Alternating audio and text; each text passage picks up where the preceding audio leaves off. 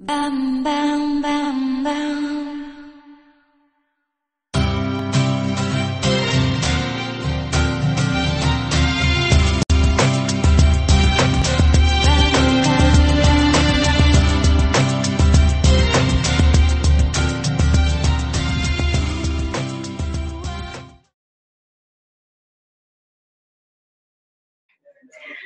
So I am now sitting with Maya, who is the owner of Hanaqpacha Travel, and Miro and I worked with Maya for three different excursions. We went to the Uni Salt Flats, and we did the Cholita wrestling, and it was so much fun. And we also did the teletherapy tour with her agency.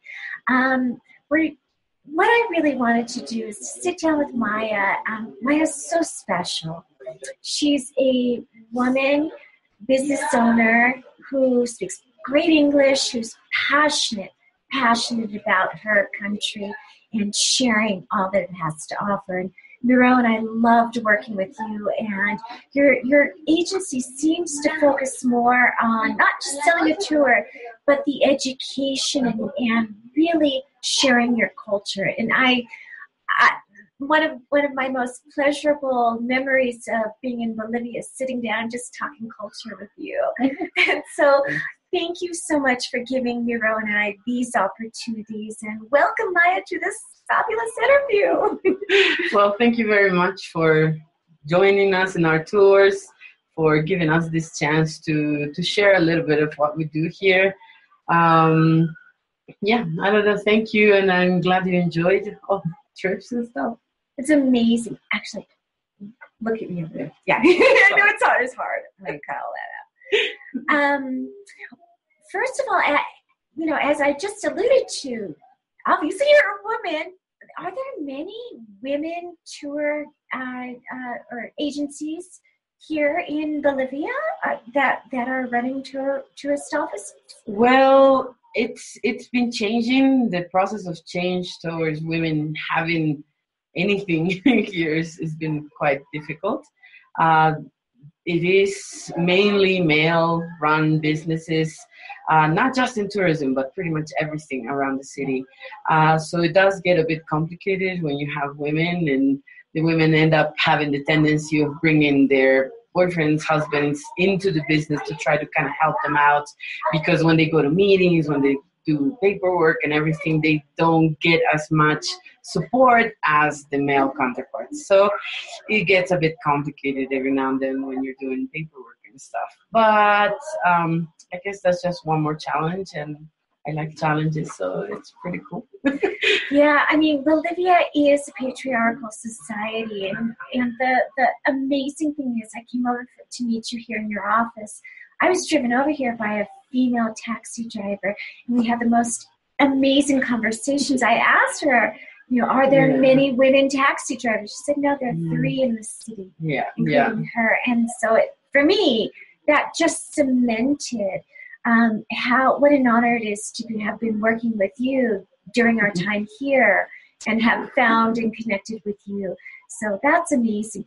Before we talk about the things that you offer, I really want to get into that, because we are on the topic of women and women, the role of women changing. I'm not going to talk about feminism. It's not about that. This is about equality and changing what once was a very patriarchal society into a more of an equal playing ground.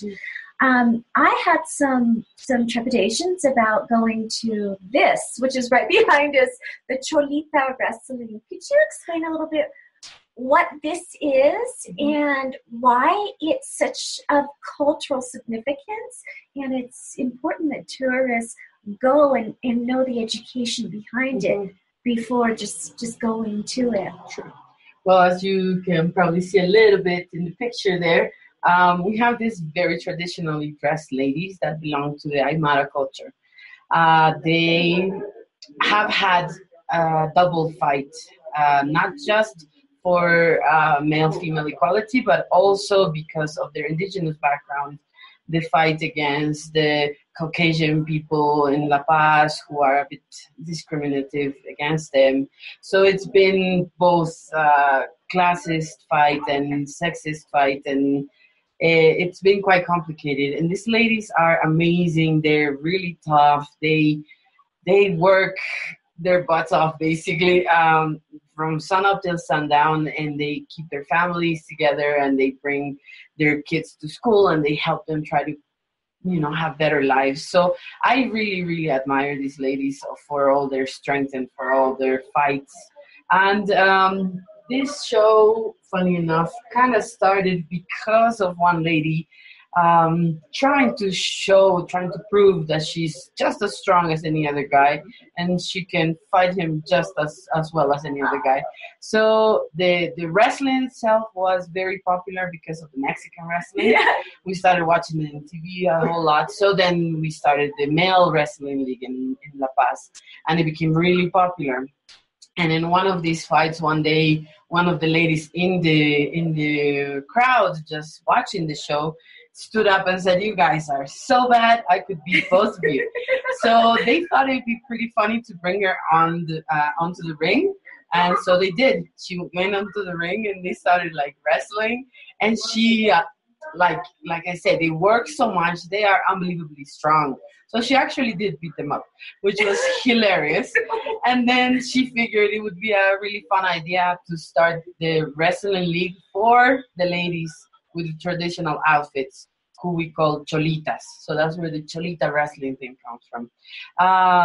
They do it very seriously. They have tournaments, and they have international guests, and they wrestle men, and they wrestle other cholitas, and they do tons of really cool things, and they are very, very good, and they practice, and they do it very seriously. But then on the weekend they do this fun show for visitors and for locals. It's very full of locals, so it's not something that was actually made for tourists. It just kind of ended up becoming something interesting to do for people who came to visit.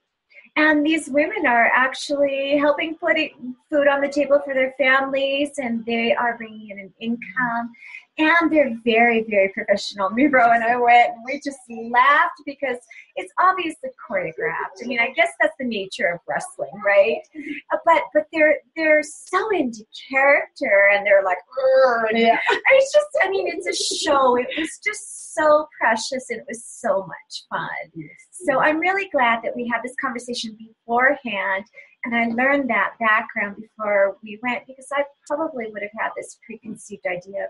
First of all, I don't like, violence very much. And, is this exploiting women in such a way that's, it doesn't, I just didn't know. Yeah. So I'm really glad that we had that conversation. I'm glad that we went.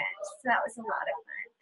And I think one of the great things about, like I said, working with you, Maya, is you were so passionate at helping, not only just Miro and I, but your clients in general, about the education behind what it is that they're going to see. It's not like just here going on tour. It's like, okay, well, here's things you're going to learn. Here's how you might want to prepare yourself. Here's this, here's that. And that, to me, is probably one of the best signs of doing good business. So that's a good thing. I want to take this next part into two parts. I want to talk about the products and tours that you've developed here in La Paz, specifically for your agency that you developed. And then I want to talk about the greater tourism throughout Bolivia that you recommend. So why don't you first start? I mean, I did an interview with Damian. Did I say that right? Damian. About the Teleferica tour. Could you talk about how that came about? Okay, so like he was telling you, the Telefericos have been running for not that long, and they were basically designed as a way of helping the people of the city of El Alto to reach La Paz and vice versa. Traffic can get really, really hectic, and it can take you a really long time to get places, especially if you're in the two opposite cities, and especially if you need to go to one extreme of La Paz to the other, which she's seen La Paz has grown so much that it can take a really long time by car to get from one end to the other. So it's a very, very good public transportation. But then as it started, we started realizing that tons of people want to visit it. So we started during the city tour taking people on the red one. But then we realized it wasn't enough time. And then the yellow line came out, and then the green line came out. And so we thought it would be really cool to have an actual tour with all three of them, because in that you see the north of La Paz, which is one thing. Then you have the city of El Alto, which used to be part of La Paz, but now it's so big that it's a city of its own. And then to see a bit of El Alto and the difference with the city of La Paz. And then the last two lines, they take you all the way to the south, which just basically looks like a whole other country. Yeah. Doesn't even look like La Paz. Some people are so amazed of like the really modern buildings and the really fancy cars, and it's just like a whole other place versus what you see in the north. So we thought it would be a pretty cool idea. We started doing trial runs, how long it would take, what we should talk about, and it started becoming a more stable idea. And then finally we decided to start running it, and people are quite happy with it because it really, really shows you everything, all the different aspects, all the different people, all the different neighborhoods, and all the different faces of the city as such. It's a really great tour. So the tour is, I can't even remember, is it 3-4 hours? It's about 3 hours. 3 hours, yeah. 3 hours from start to finish. Yes. It's well worth it. And another tour that you developed here in your agency is the food tour. Can you talk a little bit about that? Yes, that's another really fun aspect of La Paz. We have an extraordinary diversity in foods to try, but we have a lot of informal food stands and street foods and local markets. And unfortunately, because people are not very used to the way it's cooked and the condiments and things like that, they have a tendency of getting a bit of tummy aches. So people, sadly enough, are very scared of trying local foods. And so they arrive to La Paz and they look for Burger King. And that got me a bit frustrated. And I decided to start looking for places which are really safe for eating and which are very typical, and they have very, very local dishes. And it took us maybe a month to try tons of different places out, see what their specialties are, what dishes are the best at each spot. And we put this thing together where you can try local dishes, local snacks, local drinks, even local beer if you want. And we try a little bit of the coca liquor, because as you may know, coca is a very, very important part of our culture. Coca leaves have hundreds of medicinal uses for it. And one of our goals is to get people to realize that the positive side of coca is so much bigger than the sad, unfortunate bad side that it has. And so we try coca tea and coca liquor and coca candies, and it's pretty fun. So you get to try in about 3 to 4 hours, at least 10 to 12 different things, including the drinks and snacks and stuff. Of course, if we have bigger groups, we get a chance to try even more stuff because we can share more dishes.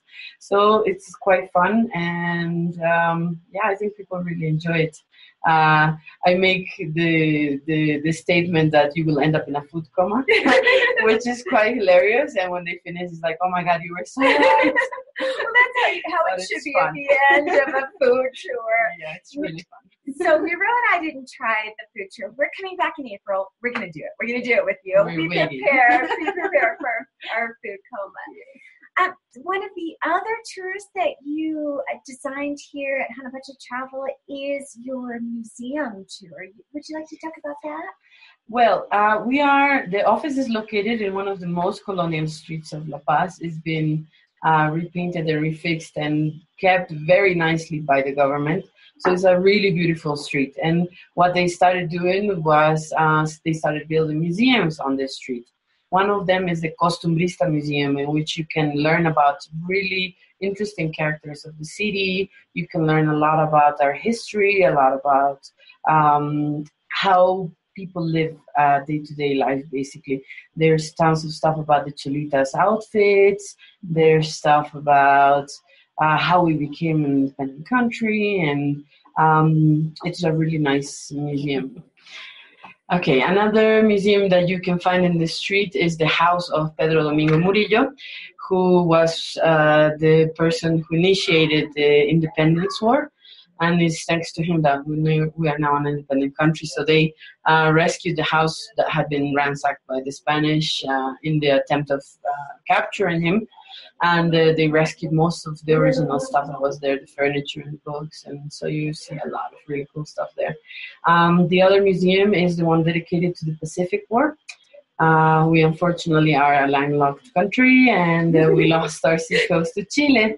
And this is a memorial to the people that participated in the attempt to defend our coast, and the history behind the Pacific War, how it happened and stuff. And the last one is the Gold and Precious Metals Museum, in which we have tons of artifacts rescued from Tiwanaku and from other archaeological digs around La Paz. So it's a pretty nice museum as well. And you can do all 4 museums in a 3-hour period, and it's really fun. You get to see tons of history, and we made it so it would be fun and not a history boring lesson. And the nice thing about having a guide in these museums is that the way they're designed, they only have like names of stuff, but they don't have an actual explanation of what you're looking at. So it's missing that little thing. So we made it so it would be more interesting with the guide. When we come back in April, we're doing that one too. We can do that. Wonderful. And finally, you have the last product that tour that you designed here at Hanaqpacha Chapel is your city tour. Would you like to talk about that? Well, the city tour, we love the city tour because the reason why I started the city tours was because a lot of people stopped doing city tours because they became quite expensive. You could pay for a city tour $50, $60, and which is a bit ridiculous. Yeah. And the free tours started becoming something very popular. We tried doing the free tours. Unfortunately, the other agencies made it impossible for us to do it for free. So now we try to charge as little as possible to keep it budget friendly. But our main goal on it was to get people to fall in love with La Paz. That's our goal. And that's why we even thought about doing it for free at the beginning. In a lot of guidebooks, unfortunately, read tons of stuff of La Paz, of it's dangerous or be careful, or, not very positive things about La Paz, which kind of made me a bit mad. And I decided to get people to see La Paz the way we see it.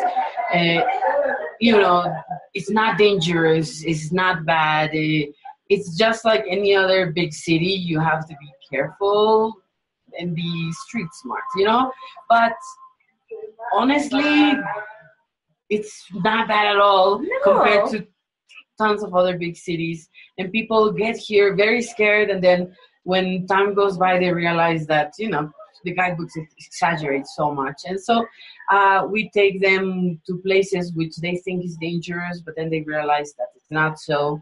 And places which they wouldn't have visited by themselves. So it makes it easy for them to learn about it and see.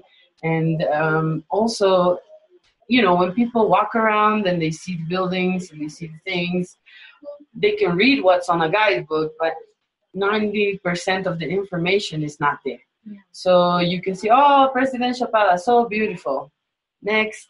But then you miss everything. You miss everything that happened in that palace and the stories and anecdotes.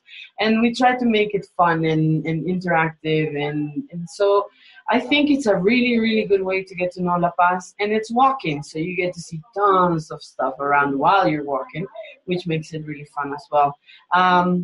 It takes about 3 hours, more or less, depending on how fast you walk.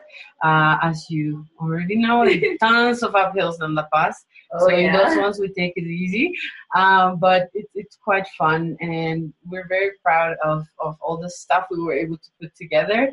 If we put everything we wanted to, it would be a 10-hour tour, but I don't think that would be too fun to walk for 3 hours. But I think it's yeah, really really fun thing to do once you get here, and it's I think the most rewarding thing about doing this city tour is that I've had people arrive here, come to the office and say the only reason I'm in La Paz is because they told me tour is good. And I was going to skip La Paz altogether, but now I want to see the city tour. And then they do the city tour and they want to stay more time in La Paz because there's like so much to see and so much to learn that they end up doing exactly what I wanted and falling in love with La Paz as much as I am. So. And actually, just so you know, Miro and I have absolutely fallen in love with this city, and we've been to how many capitals? I can't even count. Capital cities and big cities throughout all of Latin America, and never once did we feel any sense of danger or any sense of not being safe. So I love this city, and I love the way that you put together your tours in such a way that it's like this interactive learning as you're experiencing, and you're really keen to those what we call immersive learning or world schooling experiences. So yeah, it really resonates with us. So we're really, really, really happy that you've put together these tours specifically only offered through your agency. Let's shift gears a little bit, and I'd like for you to talk about some of the other tour packages that you sell throughout the country. This country is so rich with things to do. Can we start with maybe the closest, like visiting Tiwanaku or doing the Death Ride? Sure. Well, yeah, La Paz is very diverse, and Bolivia, it's unbelievable. There are hundreds of things to do in La Paz, and sometimes people arrive with a plan of staying 3-4 days, and then they end up staying 3-4 weeks, and then think that it wasn't enough time. So there's just so much to do. I guess we started off by doing, of course, the most popular tours, things that people are always looking for. But then I started adding tons of things to the office, trying to promote all the amazing things that we have that are unfortunately not very well known throughout the world. So people arrive to the office and I try to give them, tons of information so they can see other options, not just the everyday routes and things. But of course, there are must-sees in Bolivia that you have to have. And like you were mentioning, Tiwanaku is one of them. Very amazing archaeological ruins that are about an hour and a half away from La Paz. And so it's a pretty fun half-day tour that you can do. You visit and you learn a lot about the culture. You visit the ruins in where you can find the monolith and the sun gate, which has been specifically built in the specific spot. So during the winter solstice, the first ray of sun goes right through it. So there's this amazing Andean ritual that happens on the first day of the solstice. And it's really, really cool. The carvings in stone that you have there and the ceramic and all the things that you found in these ruins are there. There are 2 museums that you can visit there as well. So it's definitely, for me, a must-see. Something else that people are always asking for is the Death Road. A lot of people freak out a little bit because of the name. The reason behind this name is because it was the only road that connected the tropical area of La Paz with the city. So all the trucks that used to bring us fruit, used to bring us coffee and cacao, because we have tons of that down there, they would all come through there. And then people who needed to get back and forth would go through the same avenue. So you would have a big truck on one side and then the small car on the other, trying to give enough space for both of them to go through, and then a huge 600 meter drop on the side. So sadly enough, a lot of cars did end up tumbling over and a lot of people did die. The curves are very dangerous as well for cars, and the road is not that wide. So That's where the actual name comes from. But now we have a new route that takes you to that side, which is asphalted, really wide, really beautiful. And so all the cars now go through there. And this small road had been pretty much left forgotten until this very smart businessman came and said, this would be an amazing spot to do, biking. So he started the biking, and now we have hundreds of people going every day on the bike and going down this route to check out, especially the changing scenery is what's most amazing, because you start at over 4,000 meters above sea level with the snowed mountains and the Andes chain of mountains, and then you start going down, down, down, and from top to bottom you actually go down over 3,000 meters, because at the bottom you're at 1,000 meters above sea level, and down there is pretty warm, it's very green, really, really cool. You have tons of animals and trees and fruits and tons of really cool things. So it's very tropical environment there. So it's definitely one of the things that people come looking for a whole lot when they come to Bolivia. Yes, so we had to talk about that. So Miro and I did not do that. Miro said to me, anything that has the words death in it and road, I'm not going. But we did go on the new road when we went to the coffee plantation to visit the organic coffee farm. So you could read about that that blog post. But before we move on, there's one other area that people come to Bolivia to see. And then after we talk about these main attractions, we'll talk about some of the lesser known ones. But the one that that I'm going to talk about or ask you about next is Uni. Salt flats. Yeah. Well, of course, the salt flats are a must-see. It's over 12,000 square kilometers of salt. So it's unbelievably amazing and beautiful. There's huge changes in weather down there. So you have rainy season in which the salt flats become pretty much a lake. So you can stand there and it looks like you're standing on water. So it's amazing. And you can see the reflection of the sky and just the mirror pictures. Amazing. But then again, you have the dry season in which you can see these salt formations on the floor of these hexagons formed in the floor, which are really beautiful. And you can see tons of really cool things around it. Now, the main visit is, of course, the salt flats themselves. And right in the center of it, there's an island, which, crazy enough, even though it's surrounded by salt, it has a few plants on it. Cactuses. Beautiful cactus. And it is the biggest cactus that grows. You have over 12 meter tall cactuses there. And they're really cute. Very nice to take pictures. Of course, never hugging them. That would be a bad idea. And you can see that and take tons of pictures and kind of hang out. And then later on, you get to see some of the attractions that are nearby the salt flats, like the train cemetery. And you actually get to visit this small town where you see how the salt is extracted. And you can buy souvenirs made out of salt, which is pretty fun. And then you can see, of course, going south, all the colored lagoons with the flamingos. There are 4 species of flamingos in the world, and in these lagoons we have 3 of them. So it's really cool. And the geysers and thermal waters and these amazing volcanoes, the Ollagüe volcano, Tunupa volcano. And so you have really, really amazing views. There's this desert called the Silali Desert in which you see landscapes that are very similar to the ones that Dali used to draw. So they call it the Dali Deserts too. That's the other name for it. So the amount of landscapes that we saw, from the painted mountain ranges to like the snow-capped mountains in the background, to the lakes with different colors, red, green, turquoise, flamingos. I was blown away. Miro and I were just taken aback. And we did book our tour through you. You booked it for us.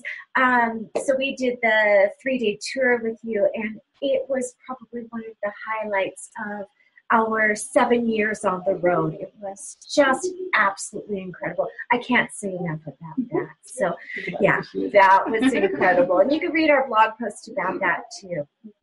So those are the well-known attractions that everybody comes to Bolivia for.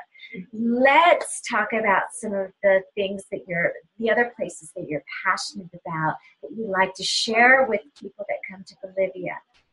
Well, there's amazing parks. We have 27 natural protected areas, and we have over 100 areas that are still in process of becoming a protected area, but that are also really amazing. We have huge diversity of animals, and so you can see tons of different changes as you go through Bolivia. Like you have the Andes Mountains, but on the other side you have the Amazon, and then you have the jungle, and you have the valleys, and then you have the deserts, and so you can see so much here. There are a couple of places that unfortunately are not as popular because sadly enough the government doesn't put enough effort, I think, into promoting our country as a touristic attraction. I think one of my very personal favorites is the Toro Toro Park, which is right in the border of Potosi and Cochabamba. There you can find dinosaur tracks. You can find this, they call it the turtle cemetery because it has this giant fossilized turtles there. And you can find tons of other fossils there. And you can see natural attractions like the Ita City, they call it. It's all stone, but the stones are shaped in such a way that it looks like a bunch of houses. So they're like these huge caverns. You can go in and out and walk around it, and they call it the city of Itas. And then you have these amazing waterfalls and caverns. And if you go deep enough in the cavern, it has these underground lagoons with blind fish, and it's just amazing. And then you just have so much to do there. You can do a 10-day tour and have seen everything there is to see in just that one park. So it's one of the places that I'm trying to promote in the agency. So no matter what people come and ask for, even if all they want is a city tour, I will always tell them, Toro, if you have time, please go see it. And that way I try to promote this park a little bit because it would be such a big attraction if people knew about it a little bit more. We're coming back in April. So I think that's high on our list. I've never seen dinosaur tracks, and they're preserved, you said, yes? Yes. Okay, I so want to go. Yes. Another place that has dinosaur tracks you can find in Sucre, which is the Cretaceous Park, they call it. And it's this mountain that, because of the movement of the plaques, the plates, because of the movement of the plates, ended up becoming from horizontal to vertical. So now it's like a wall, but there's dinosaur tracks all over it. Wow. So it looks really cool. And what they did that was so nice there is they actually discovered a couple of species that they were not cataloged at the beginning. So they have these real life-size sculptures of them to try to learn about these new species that are not as commonly known around the world, that only existed in this area. So that one's another really cool park. Yeah. That one is in Sucre. And in Sucre, of course, very colonial city. It's actually our capital, which a lot of people don't know. I learned that on the tour, on your tour. So, yeah, Sucre is the actual capital of Bolivia, and it has the original government center was there. And so it's a very beautiful city to visit. And right near it is Potosi, where you can visit the silver mines and you can talk to the miners and really learn from a first-hand experience from the miners what it's like to work in the mines and what it's like to be a miner. And there you have really, really colonial like churches and convents. And believe it or not, there's still a couple of nuns that live in the convent. And they started living there when they were 15.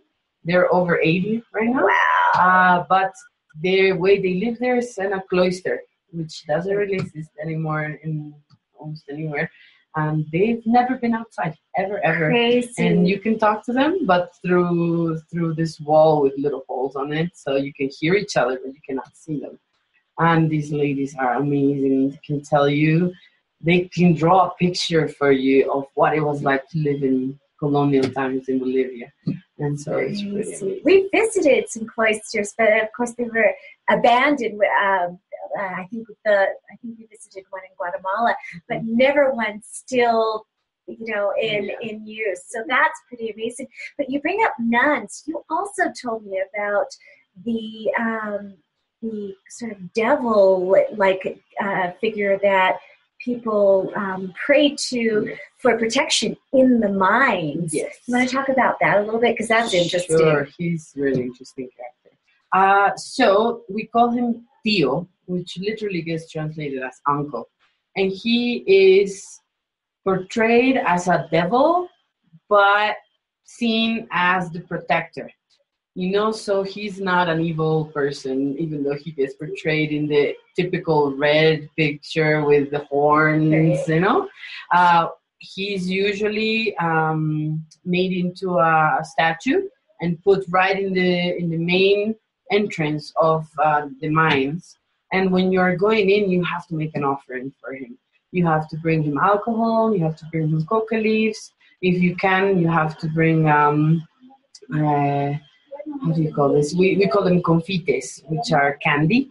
Pachamama and anything that has to do with Pachamama, in this case the tío, they love sweet stuff. So confites are basically candy that you can offer for him as well. So you make an offering for him, you ask him for protection, you ask him for fertility, you ask him for the earth to be rich and to give you minerals. So they respect him a lot and they fear him a lot. There's tons of stories and legends about people disappearing in the mines because they did not do an offering for the tío, or people, having this really amazing mine with tons of product coming out, but they didn't do the altar for the tío, and then all of a sudden it dries up and it's done.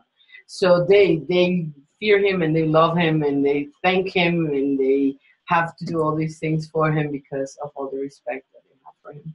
Such a rich, deep culture and so much, that's why I really appreciate, working with you and talking to you, because I really feel like I'm getting an education, before you go visit these places.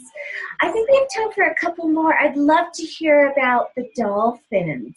Oh, the pink dolphins, they are beautiful, beautiful animals that are from the Amazon part of Bolivia. So there's this town near La Paz called Hanaqpacha, in which you can visit two different areas. There is, of course, very well-known Madidi National Park, who a lot of people come to visit. But then on the opposite side of the river, there's the other area called the Yacuma River Pampas. And the difference between these two sides, even though they're like two different sides of one river, they're amazingly different because in the Madidi Park, you can find really, really thick forests with huge trees and huge, tree trunks and tons of birds, and the variety of animals is amazing. And then there's this canyon where the macaws nest, so it's very beautiful. But then the Pampa side is almost no trees at all. It's a very swampy area. And so what you can find mostly on the other side are crocodiles and alligators and anacondas. If you're into it, you can do the anaconda search. And then you have the Yacuma River on that side, which has the beautiful, beautiful pink dolphins, or river dolphins, they call them. They are amazing, and it's pretty much one of the only places in the world where you can see these sweetwater dolphins. Yes. And so it's very, very beautiful visit. Amazing. Again, when we come back in April, there's so much to do. So much. Is there any one last place that you want to share that you highly recommend? Oh, goodness. There's so much. It's so hard to choose. But I guess there are these two parks, which if at some point people have time, I definitely suggest to do. One of them is this Hanaqpacha Park, which has the tallest peak in all of Bolivia. And it has thermal waters and colonial churches, and it's a very beautiful community. There's also the Villa Tunari Park, in which you can find exquisite diversity of animals, because it's a valley tropical area of Bolivia near Cochabamba, and so it's really warm, much lower than the Paz, and so it has a very beautiful diversity of animals. There's Tarija with the routes of wines and cheeses. You have the biggest vineyards of Bolivia there. You have Santa Cruz with the Noel Camp Park, which has amazing waterfalls, and the Samaipata Fort, and the missions, and I don't know if I can keep going. I can keep going. I bet you can. I know. There's one thing for sure. You love this country, and you know so much about it, and you're such a wonderful person to work with. If a family was to come and visit Bolivia, how much time do they need to get a real flavor of Bolivia? I would suggest an average of 3 weeks at least. I thought you were going to say 3 months. No, to see the basics. Okay. If you really, really want to get a feel for Bolivia, yeah, for sure, at least 2 months would be a really cool period to try to see as much as possible. If you wanted to see everything, I would suggest about a year. Then maybe you could get to see most of what there is to see. Such a huge diversity is unbelievable.